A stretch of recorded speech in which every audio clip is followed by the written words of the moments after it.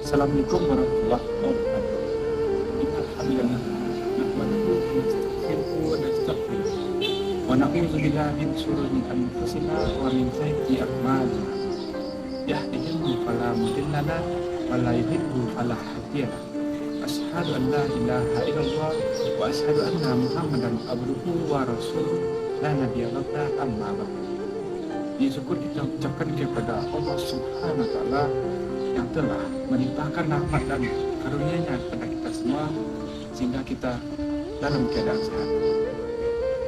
Salawat dengan salam tidak lupa kita curahkan kepada Nabi Allah Nabi Muhammad Sallallahu Alaihi Wasallam. Allahumma shalli ala ali Muhammad. Pada pagi dan cerah ini saya sedikit membahas tentang ceramah dengan kembali kepada Allah Subhanahu wa taala. Disahkan dalam riwayat Muslim dan Al-Bukhari dikisahkan seorang sahabat Nabi Muhammad SAW yang bernama Abu Talha. Disahkan bahwasanya anak Abu Talha mengalami sakit keras. Dalam senam itu Abu Talha diperintahkan untuk bertugas dan harus meninggalkan beberapa hari dengan saat Abu Talha pergi dari Talha tersebut menghembuskan nafas terakhirnya alias meninggal dunia. Dan istri Abu Talha yang Islam langsung menyampaikan kepada sanak saudara yang ada di rumah agar tahu keluarga tersebut supaya tidak beritahu, biar nanti dia yang beritahu kepada Allah Ta'ala. Singkat Abu Talha menanti dalam keadaan lelah. Abu Talha menanyakan keadaan anaknya. Lalu Umi Sulaim menjawab, alhamdulillah kita sudah lebih baik dari yang kemarin. Tanggapan yang diberikan Umi Sulaim sangat berbeda pada dalam percakapan tersebut.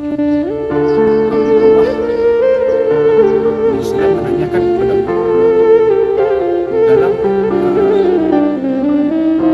misalnya seorang yang kemana dalam sewaktu waktu bila orang itu menawarkan apakah kamu menolaknya?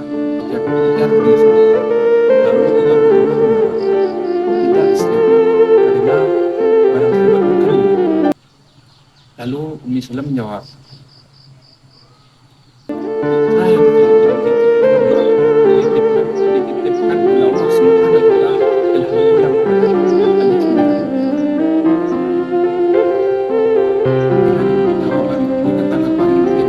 jawaban yang diberikan Umi Sulaim.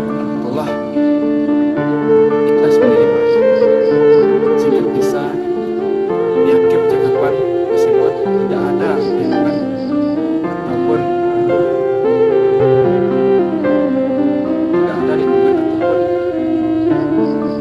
ada natapan kesedihan karena apabila kita memiliki dunia ini akan kembali kepada Allah Subhanahu wa taala.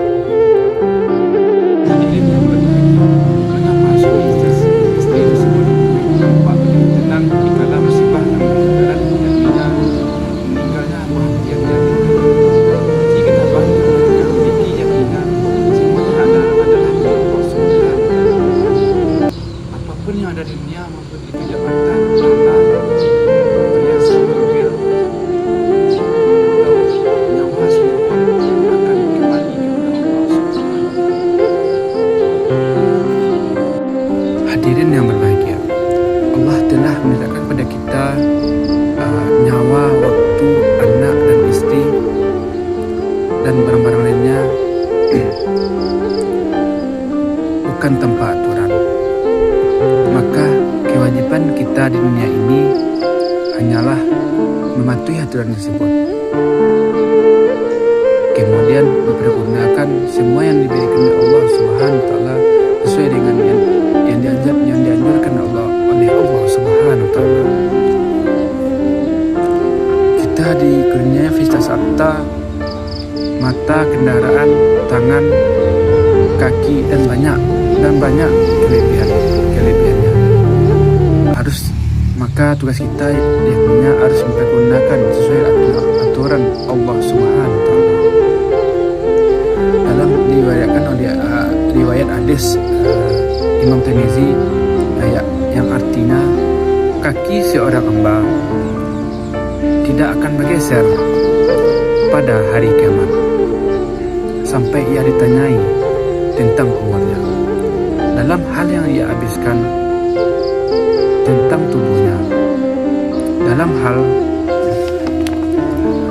hal apa yang ia memanfaatkan, tentang ilmunya, dalam hal apa ia amalkan, dan tentang hartanya, dari mana ia memperoleh, dan untuk apa ia belanjakan. Hadis riwayat Imam Tirmizi.